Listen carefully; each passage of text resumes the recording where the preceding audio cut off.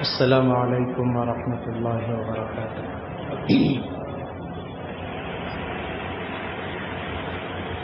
الحمد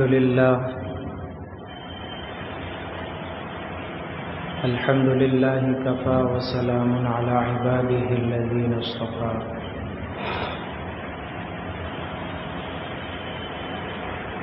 اما بعد فاعوذ باللہ من الشیطان الرجیم۔ بسم اللہ الرحمن الرحیم۔ وعاشروهن بالمعروف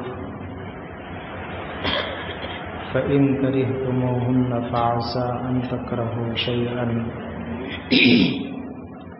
ويجعل الله فيه خيرا كثيرا۔ وقال تعالى هن لباس لكم وأنتم لباس لهن۔ صدق الله العظيم۔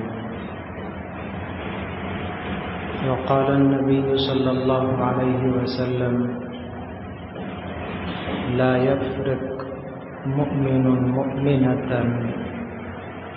إن كره منها خلقا رضي آخر، أو كما قال عليه الصلاة والسلام۔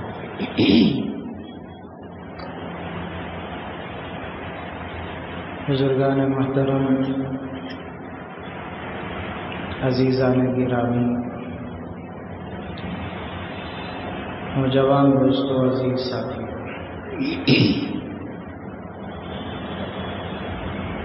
اللہ رب العزت نے دنیاوی زندگی کے رشتوں میں ایک بہت ہی اہم، قیمتی اور نازک رشتہ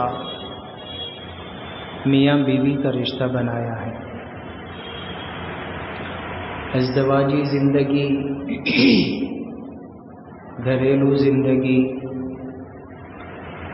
اور اس کے ذریعے سے معاشرتی زندگی تک اس کے اثرات مرتب ہوتے ہیں۔ جس کی یہ زندگی اچھی ہو جاتی ہے تو گویا پورے معاشرے میں اچھائی کا ذریعہ بنتا ہے، اور جس گھر کے افراد میں یہ زندگی بگڑ جاتی ہے گویا معاشرے پر اس کے برے اثرات پڑتے ہیں۔ اس حدیث کو میں پھر دوبارہ سنا دینا ضروری سمجھتا ہوں، جو نکاح کے موقع پر اکثر ہم سنتے بھی ہوں گے کہ من تزوج بامرأة صالحة فقد استکمل نصف الدین۔ الفاظ بدل کر ہیں حدیث میں، کچھ الفاظ آگے پیچھے، لیکن اس حدیث کا خلاصہ اور مطلب یہی ہے کہ کسی آدمی کی کسی نیک عورت سے شادی ہو جائے، اس کا نکاح ہو جائے، تو سمجھیے کہ اس کا آدھا دین مکمل ہو گیا، تو دین کا آدھا حصہ اسے حاصل ہو گیا۔ اب فلیتق اللہ فی النصف الباقی، باقی آدھے دین کے لیے وہ اللہ سے ڈرتا رہے۔ تو اس سے اشارہ اس بات کی طرف ملتا ہے، جس کی ازدواجی زندگی اچھی ہوئی اور گھریلو مزاج اچھا ہوا، میاں بیوی میں جوڑ اور نبھاؤ ہوا، تو یہ پورے دین پر اثر انداز ہوتا ہے۔ زندگی پرسکون ہوگی تو عبادت بھی اچھی ہوگی، زندگی پرسکون ہوگی تو باہر میل ملاپ میں بھی عزت رہے گی، زندگی پرسکون ہوگی تو معاشرے پر اس کا ایک اثر رہے گا۔ تو آدھا دین اس کو حاصل ہو جانا یہ کوئی آسان اور معمولی بات بھی نہیں ہے، لیکن جس کو یہ نعمت نصیب ہو جائے واقعی آدھا دین اس کا مکمل ہوتا ہے۔ اس لیے اس رشتے کی نزاکتوں کو ہمیں سمجھنا چاہیے، وقتی طور پر گزر جانے والا رشتہ نہیں ہے، اس میں بہت ساری باتیں ایسی آتی ہیں جس سے ہر اچھے، ہر برے، ہر پڑھے لکھے، ہر جاہل اور بے پڑھے، ہر مالدار، ہر غریب کو اس سے گزرنا پڑتا ہے۔ کہیں کہیں اس میں تھوڑا سا کمی بیشی ہوتی ہے، فیصد کا فرق ہو سکتا ہے۔ جہالت جتنی زیادہ ہوگی ظلم بھی اتنا زیادہ ہوگا۔ جہالت جتنی زیادہ ہوگی آپس میں ایک دوسرے کے جھگڑے اور اختلاف اور زبان درازی کا انداز بدل جائے گا۔ لیکن کچھ نہ کچھ تو سب کے ساتھ ہوتا ہے۔ اس زندگی کو بچانا اور اس کے نشیب و فراز کو سمجھ کر چلنا، یہ ازدواجی زندگی کا سب سے بڑا کمال ہے۔ نیک عورت ملنا وہ تو سب کے نصیب اور مقدر کی بات نہیں، مل جائے تو بہت اچھی بات ہے، آدھا دین اس کے لیے آسان ہو جاتا ہے، نہیں تو پھر اسے بھی برا نہیں سمجھ سکتے۔ بالفرض اگر بیوی اچھی نہ ملی اور اس میں وہ خوبیاں، وہ اچھائیاں نہیں ملی جو ہم چاہتے تھے، تو اسے بھی برا نہیں سمجھ سکتے۔ اس میں بھی کوئی خیر ہو سکتا ہے، اس میں بھی کوئی اللہ کی طرف سے بھلائی ہو سکتی ہے۔ مومن کو ہر چیز میں خیر تلاش کرنا چاہیے۔ اللہ نے دنیا کے اندر جتنی چیزیں پیدا فرمائی ہیں ان میں خیر و شر کا ایک امتزاج ہے۔ بھئی شہد تو بالکل قرآن مجید کی وضاحت اور صراحت کے اعتبار سے شفا ہے۔ شہد کا ذکر جہاں قرآن میں آیا وہاں اللہ تعالیٰ نے یہ لفظ استعمال فرمایا کہ فیہ شفاء للناس، یہ لوگوں کے لیے شفا کی چیز ہے، تو خیر ہی خیر ہے۔ لیکن اس کا استعمال غلط ہوگا تو اس میں بھی شر ہے، اس میں بھی نقصان ہے۔ ہمارے استاد حضرت مفتی سعید احمد صاحب پالن پوری رحمۃ اللہ علیہ، جو دارالعلوم دیوبند کے شیخ الحدیث رہے، زبردست پائے کے عالم، حضرت کبھی کبھی ظرافت اور مزاح اور لطیفے بھی ذکر کرتے،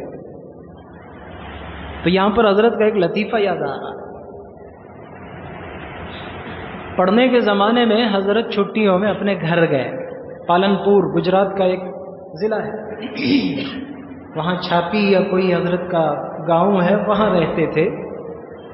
تو حضرت اپنے گاؤں گئے، گھر گئے چھٹی میں مدرسے سے، تو ان کے دوسرے رشتہ دار بھائی، خالہ زاد بھائی، وہ بھی چھٹیوں میں آئے۔ وہ جب اپنے گھر سے آئے تو وہ اپنے ساتھ شہد لے کر آئے، ہو سکتا ہے ان کے یہاں کی شہد اچھی ملتی ہوگی، تو شہد ساتھ میں لے کر آئے۔ اب آئے تو بس کیا، بچے تو بچے ہوتے ہیں، جوانی کی عمر ہے، پڑھنے کا زمانہ ہے، یہ بچے کھانے پینے کے شوقین اور عادی بھی ہوتے ہیں۔ اب یہ شہد لائے کیا کہ ذرا ذرا ذرا کر کے اسے کھاتے گئے، اتنا کھا لیا کہ 3 دن میں پوری شہد خود ہی ختم کر دی۔ اب چوتھے دن سے ان کی طبیعت خراب ہو گئی، دست شروع ہو گئے، لوز موشن شروع ہو گئے، ہسپتال لے گئے، ڈاکٹر کو دکھایا، علاج کروایا۔ گھر جب آئے تو بات چلی کہ بھائی تم نے شہد ساتھ میں لائی تھی، اتنی ساری مقدار 2-3 دن میں ختم کر دی، اور اس کی وجہ سے تمہاری طبیعت خراب ہو گئی۔ تو وہ کہنے لگے کہ نہیں، قرآن میں تو اللہ تعالیٰ نے فیہ شفاء للناس کہا ہے، تو پھر اس میں بیماری کیسے ہو سکتی ہے؟ اس میں تو شفا ہے۔ طالب علمانہ بحث۔ تو حضرت کو بھی غصہ آیا کہ خود ہی پوری کھا گیا، کسی کو نہیں دیا۔ تو حضرت نے اس کے جواب میں کہا کہ جی ہاں، قرآن میں اس کو فیہ شفاء للناس کہا ہے، للبھینس نہیں کہا۔ تم تو بھینس کی طرح چر گئے اسے۔ اس کی کوئی مقدار ہوتی ہے، اس کا کوئی اوسط ہوتا ہے، اس کا کوئی انداز ہوتا ہے کھانے کا۔ اللہ نے ہر چیز کے اندر خیر و شر دونوں چیزیں رکھی ہیں، اس کا طریقہ ہوگا، اس کا انداز ہوگا، اس کا وقت ہوگا، ان چیزوں میں اس میں خیر ظاہر ہوتا ہے۔ اگر ان حدود سے باہر نکلیں گے تو پھر وہی چیز نقصان کا سبب بنتی ہے۔ تو عرض یہ کرنا تھا کہ اللہ تعالیٰ نے ہر چیز میں خیر رکھی ہے، تو اس ازدواجی زندگی میں میاں بیوی کے اس جوڑے میں ان کی کمی بیشی میں کوئی تو خیر ہوگا۔ بظاہر جو چیز ہمیں شر محسوس ہو رہی ہے اس میں خیر ہوگا۔ بیوی ویسے نہیں ملی جیسے ملنی چاہیے تھی، اللہ کی طرف سے اس میں کوئی خیر مقدر ہے۔ جو آیت میں نے پڑھی اس میں یہی کہا گیا وعاشروہن بالمعروف، تمہاری ذمہ داری، تمہارا کام تو یہ ہے کہ تم ان کے ساتھ حسن سلوک کرو، ہر ممکن تم ان کے ساتھ اچھائی سے پیش آؤ۔ کیوں؟ فَإِن كَرِهْتُمُوهُنَّ، اگر تم ان کی کسی چیز کو ناپسند کرتے ہو، ناپسند سمجھتے ہو، ان کی کوئی چیز تمہیں ناپسند لگتی ہو، فَعَسَىٰ، بہت ممکن ہے، أَن تَكْرَهُوا شَيْئًا، کہ تم ایک چیز کو ناپسند کرنے لگو، فَعَسَىٰ أَن تَكْرَهُوا شَيْئًا وَهُوَ خَيْرٌ لَكُمْ، اور وہی چیز تمہارے حق میں خیر کا ذریعہ ہو، وہی چیز تمہارے حق میں بہتری کا ذریعہ ہو۔ رسول اللہ صلی اللہ علیہ وسلم کی جو حدیث میں نے پڑھی، اس حدیث میں رسول اللہ صلی اللہ علیہ وسلم نے ارشاد فرمایا ہے لا یفرق مؤمن مؤمنة، ایک ایمان والا چاہے وہ مرد ہو یا عورت ہو، یہ گویا میاں بیوی اس کے مخاطب بن رہے ہیں کہ ایک مرد، ایک مومن مرد، ایک مومن عورت ایک دوسرے کے ساتھ ایک دم سے بغض میں نہ آ جائے، ایک دم سے غصے میں نہ آ جائے۔ بغض کا مطلب یہ ہے کہ ہر وقت ان کی برائی ہی برائی، نو برابر نہیں، ایک کسی چیز کی بنیاد پر، اس میں تم زیادتی مت کرو، اس میں تم مبالغہ مت کرو ایک دوسرے سے بغض کرنے میں۔ اسی لیے جو تجربہ کار لوگ محاورے بنتے ہیں اس کے ذریعے سے تجربہ کار حضرات کہتے ہیں کہ کسی سے دشمنی کرو تو دشمنی میں بھی ایسی بات مت کہو کہ بعد میں دوستی ہو تو افسوس ہو۔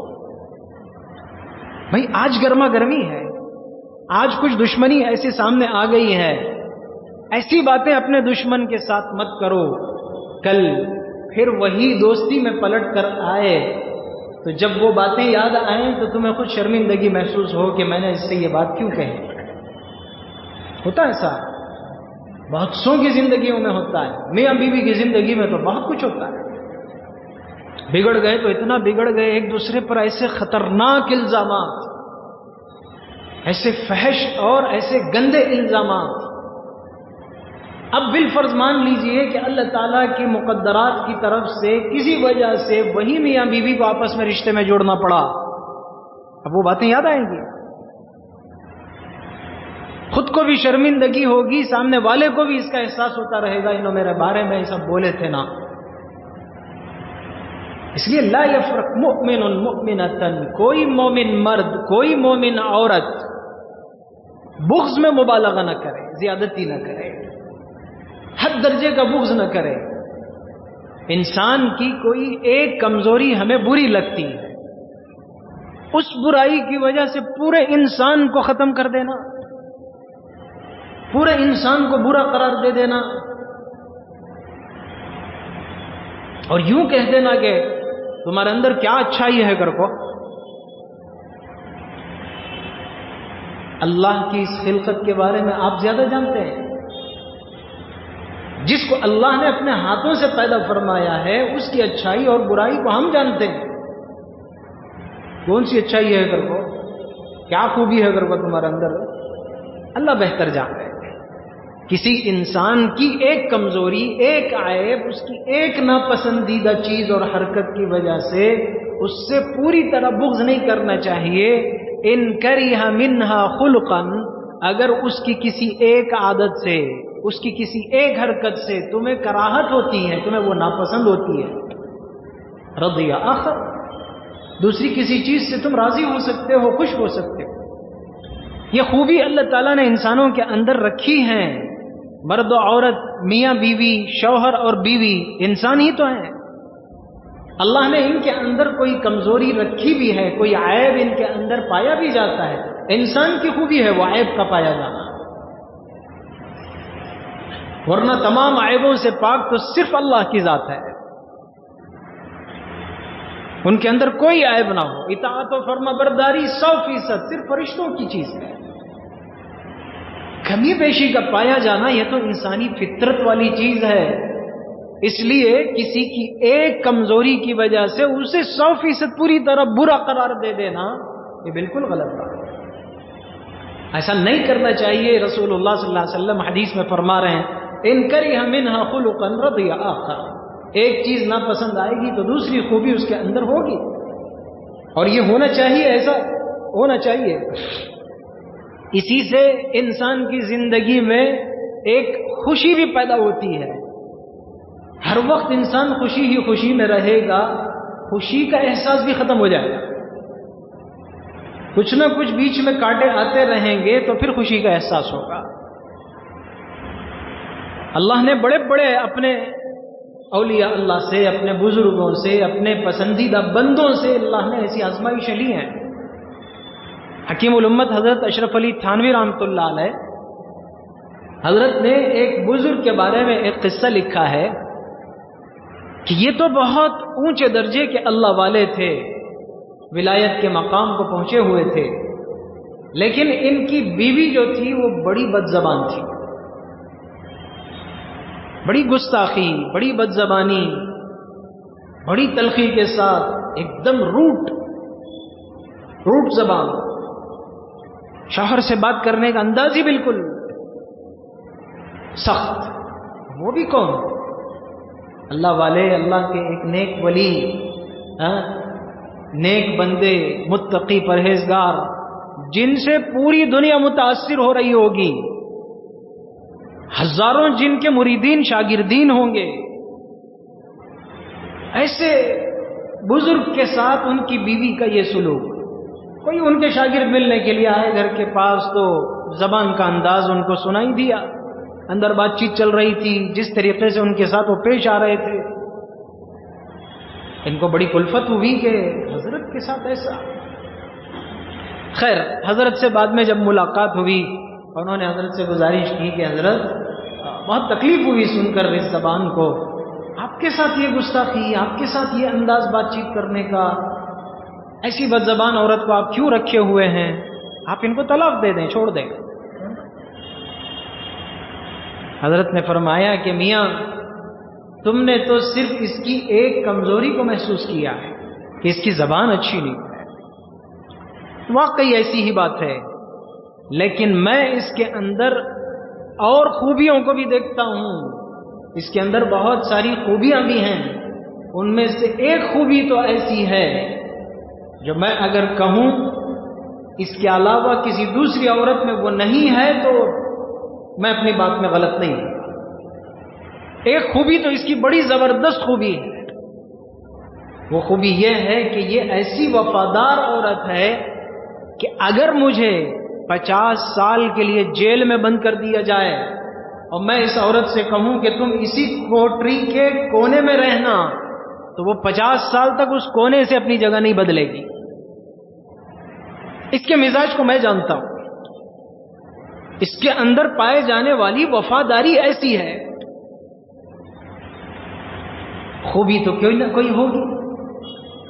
زبان کو ایک اگر ہم برداشت کر لیں تو اس عورت کے اندر پائے جانے والی گھر کا کی دیکھ بھال، بچوں کی دیکھ بھال، شوہر کی خدمت، گھر کے مختلف کام، دیگر پوری چیزوں کی صفائی ستھرائی، گھر کا صحیح نظام، یہ ساری چیزیں ایک عورت کی زبان کو اگر ہم برداشت کر لیں، سارا نظام تو بہتر چل رہا ہے۔ اس کے اندر اس کے علاوہ کی دیگر خوبیاں تو بہرحال اچھی ہیں، اور اللہ تعالیٰ نے ہر انسان کے اندر عیب کی کوئی چیز رکھی تو خوبی کی چیز بھی رکھی۔ خوبیوں کو دیکھو، یہ میرے جیسے انسانوں کی کمزوری ہے، عموماً ہم برائی ہی کو دیکھتے ہیں، اسی کو اچھالتے ہیں، بس ایک ہی برائی، نہیں انہیں ایسی، انہیں ایسی، انہیں ایسی، سب کے سامنے وہی۔ سب کے سامنے اسی کا ذکر، جو ایک برائی ہے سب کے سامنے اسی کا ذکر ہے، اور 99 خوبیاں بھی ہوں گی، چلیے 10 برائیاں ہوں گی، 90 خوبیاں ہوں گی، 40 برائیاں ہوں گی، 60 خوبیاں ہوں گی، ان 60 خوبیوں کا کوئی ذکر عموماً نہیں لایا جاتا۔ برائی کی ایک چیز کو پکڑ لیا، انہیں ایسی، انہیں ایسا۔ حدیث یہ کہتی ہے، رسول اللہ صلی اللہ علیہ وسلم فرماتے ہیں کہ ایک چیز تمہیں ناپسند آ رہی ہوگی تو دوسری اچھی لگے گی۔ ازواج مطہرات کے ساتھ بھی یہ باتیں چلتی تھیں۔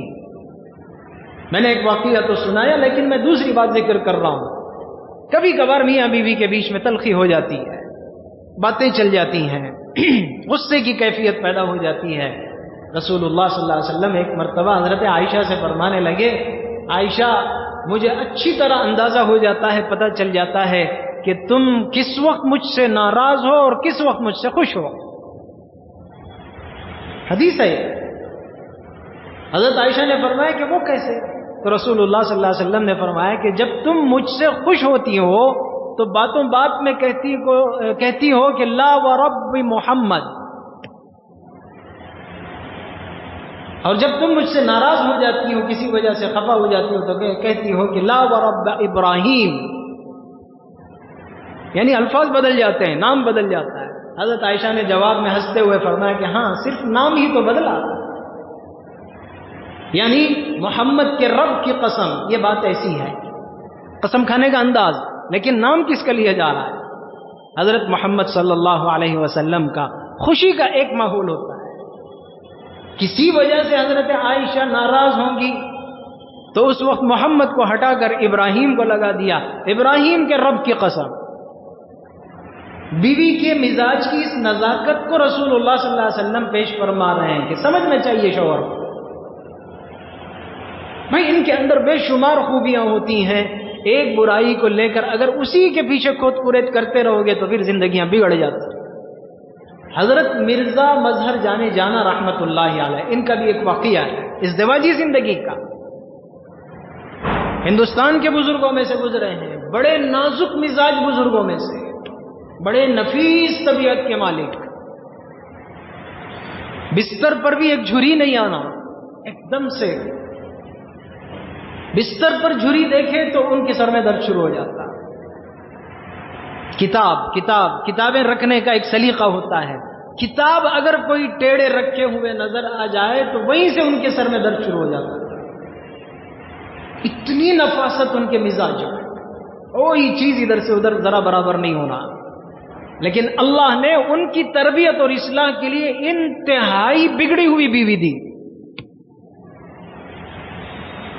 بڑی بد مزاج، اللہ دونوں کے درجات کو بلند فرمائے، ان کی اہلیہ کے بھی اللہ تعالیٰ درجات کو بلند فرمائے۔ حضرت کی نزاکت کو انہوں نے برداشت کیا ہے اور ان کے مزاج کے ٹیڑھے پن کو حضرت نے برداشت کیا ہے، تو دونوں جنت میں جائیں گے۔ یہاں بیچ میں ایک بات آپ کو ذکر کرتا ہوں، ایک صحابی تھے، ان کا نام میں بھول رہا ہوں، حضرت بریرہ ان کی بیوی تھی، وہ بھی غلام، یہ بھی باندی۔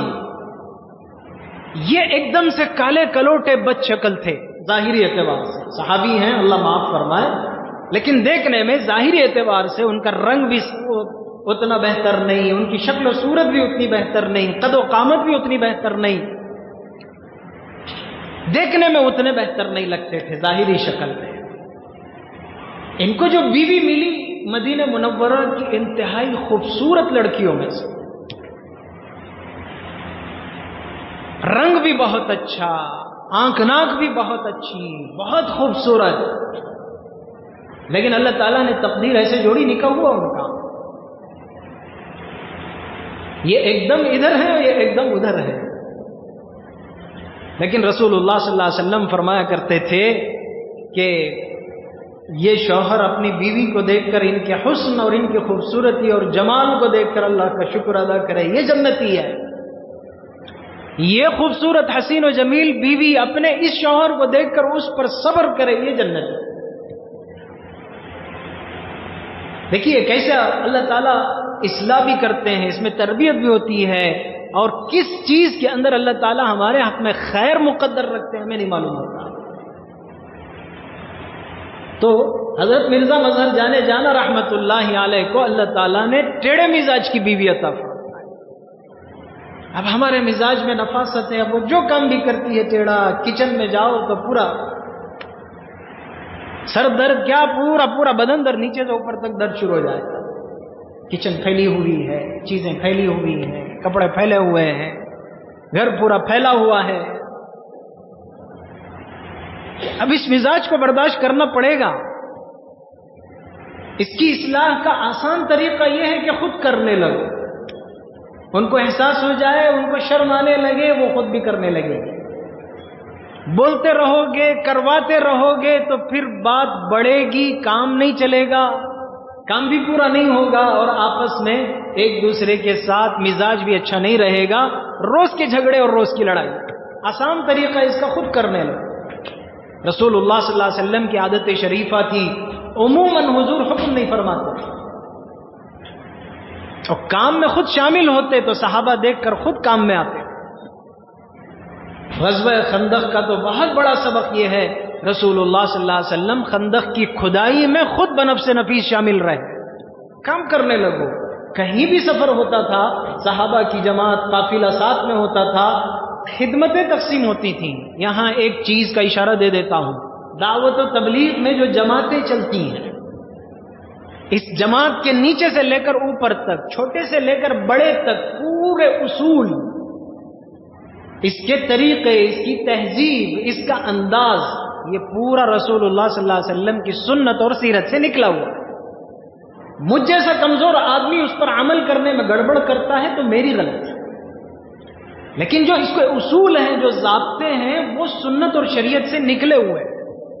انبیاء کی زندگی، رسول اللہ صلی اللہ علیہ وسلم کی پاکیزہ زندگی، صحابہ کی زندگی، ان زندگیوں کو سامنے رکھ کر قرآن و حدیث کے احکامات کی روشنی میں دعوت و تبلیغ کے پورے اصول بنائے گئے۔ کمی بیشی کا میں ذمہ دار، میں غلطی کرنے والا۔ اس کے ایک اصول آج بھی جماعتوں میں یہی اصول چلتا ہے، جب جماعت چلتی ہے تو اپنی جان اپنا مال، ترتیب ہوتی ہے اس کی۔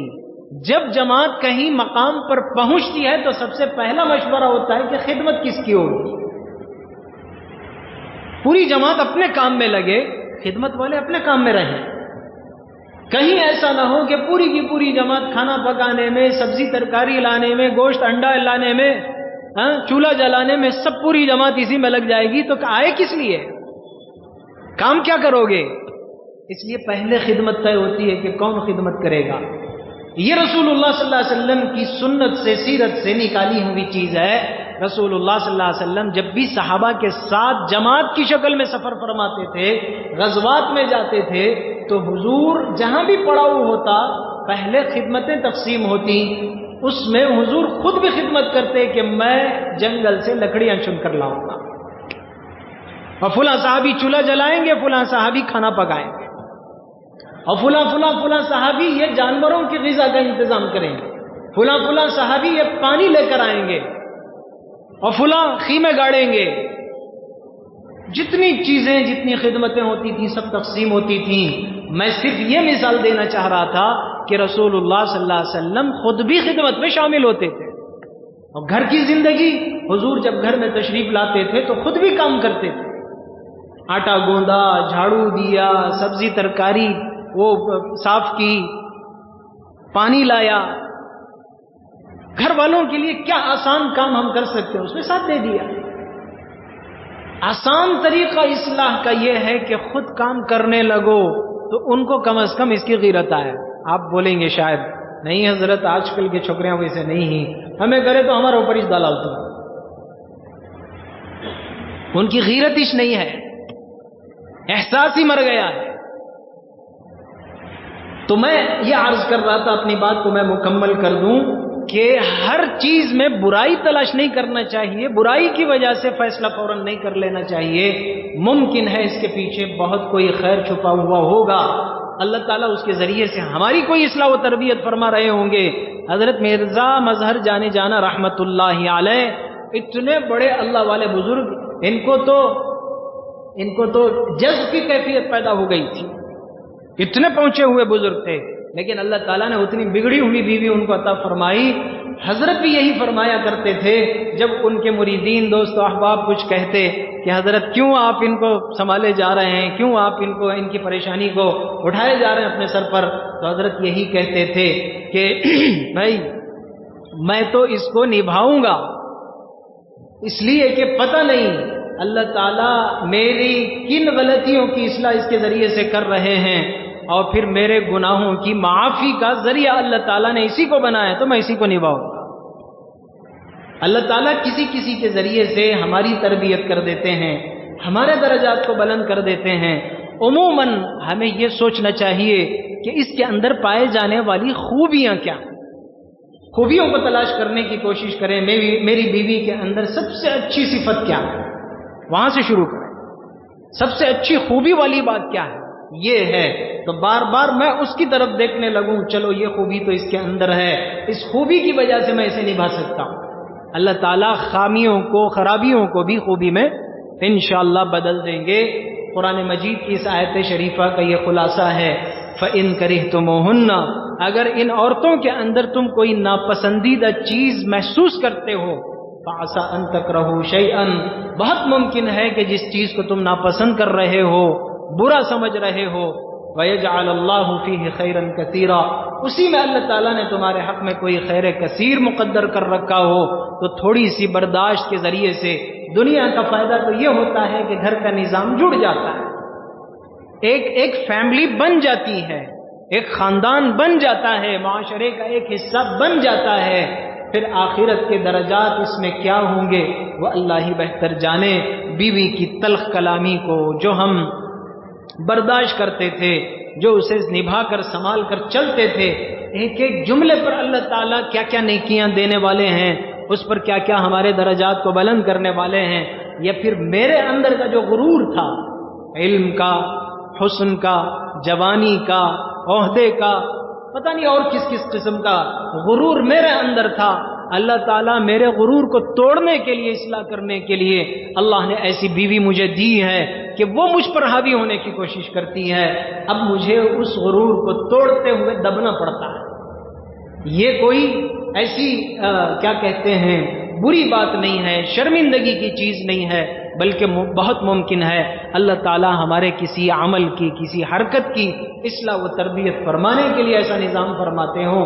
لیکن حالات جب انتہائی درجے کو پہنچ ہی جائیں تو پھر شریعت نے اس کے بھی راستے دکھائے ہیں, اس کی بھی شکلیں ہیں. لیکن ہمیں ہر ممکن اس بات کی کوشش کرنا چاہیے کہ ہم اپنے اس رشتے کی نزاکتوں کو سمجھیں اور ایک دوسرے کے اندر پائے جانے والی خوبیوں کو اوپر لانے, ان کو دیکھنے, ان کے بارے میں چرچا کرتے رہنے کی کوشش کریں, بجائے یہ کہ ہم خامیوں کو اور کمزوریوں کو بیان کریں. اللہ تعالی ہم سب کی ازدواجی زندگیوں میں خوبیاں نصیب فرمائے, حسن و جمال پیدا فرمائے, سکون زندگی نصیب فرمائے. ہر طرح کی جو پریشان کن چیزیں ہوتی ہیں, خاص طور پر ایک دوسرے کے عیبوں اور کمزوریوں کو اچھالنا اور اسے سب کے سامنے لا کر اس کی وجہ سے اپنی زندگی کو خراب کرنا, یہ جو معاشرے کے اندر یہ چیز پھیلتی جا رہی ہے, اللہ ہم سب کی اس سے حفاظت نصیب فرمائے. ایک بات یاد آئی تو برموقع ہے اس لیے عرض کر دیتا ہوں, شاید میں نے اس سے پہلے بھی ذکر کیا تھا. مدرسے میں ایک مرتبہ ایک عورت بھاگی بھاگی آئی اور وہ آ کر دارالقضا میں جانے کے بجائے سامنے جو دفتر کھلا ہوا نظر آیا مدرسے کے آفس میں کیا کہتے ہیں اکاؤنٹس کی آفس میں وہ داخل ہو گئی منشی صاحب کے پاس, اور آ کر کہنے لگی حضرت کھلا کا فارم دو. ارے بیٹھو ماں بیٹھو, ایسا بھگلے کہا کو کھڑے کھڑے کھلا کا فارم, کیا ہوا کئی کو, نہیں حضرت کھلا کا فارم دو, میں نہیں رہتی, میں چھوڑ دو, بیٹھو رندے تسلی سے بات کریں گے. بٹھائے ان کو بات کرے, ابھی بات ہی چل رہی تھی, 5 منٹ کے اندر پیچھے سے اس کا شوہر بھی آ گیا, وہ بھی بھگتے بھگتے ہانپتے آیا. کیا کہتے حضرت, نہیں کیا بھی نہیں, بیٹھو. انہیں کھلا کا فارم پوچھنے ہی سو کئی کو کیا ہوا, دونوں کو حضرت اسے خالی اس کے ریچارج کرنے 3 دن لیٹ ہوگا کر کو آگی ہے سو حضرت. ہنسی بھی آتی ہے, دکھ بھی ہوتا ہے, معاشرے کے اس حرکت پر دکھ ہوتا ہے. ازدواجی زندگی کہاں، میاں بیوی کی زندگی کہاں، ان کے بچوں کے مستقبل کی زندگی کہاں، اور تمہارا ریچارج۔ مجھے تو سن کر عقل حیران رہ گئی کہ آخر مسلمان کہاں جا رہے ہیں، اس زندگی کے بارے میں انہوں نے کیا سمجھا ہے۔ اب یہی پھر رات کو خود ہی مل لیں گے، کسی خلا کے فارم، طلاق کے فارم، نکاح کے فارم، جوڑنے کے فارم کی ضرورت ہی نہیں پڑے گی۔ رات کو یہ بھی اچھے ہو جائیں گے، ریچارج ہو گیا تو یہ بھی ریچارج ہو گیا۔ شرم و حیا بھی نہیں ان کے اندر، 3 طلاق دے دیں گے پھر بیوی کے ساتھ رہنے لگے۔